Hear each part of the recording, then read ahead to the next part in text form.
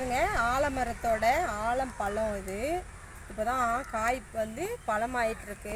இந்த ஆலம்பழத்தில் அவ்வளோ நன்மைகள் இருக்குங்க. நம்ம உடம்புக்கு அதிகப்படியான கால்சியம் சத்து, இரும்பு சத்து, புரோட்டீன் சத்து, ஹார்மோன்களை சரியாக சமநிலைக்கு கொண்டு வரக்கூடிய ஒரு சத்துக்கள் வந்து இதில் இருக்குங்க.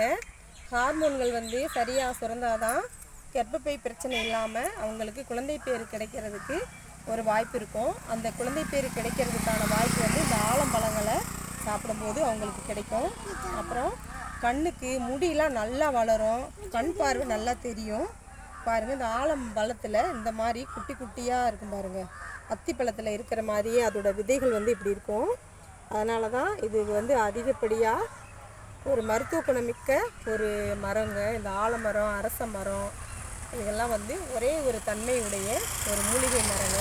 இந்த மாதிரி பழங்கள் கிடைச்சிச்சுன்னா நீங்கள் வாங்கி நீங்களும் சாப்பிடுங்க, நல்லாயிருக்கும்.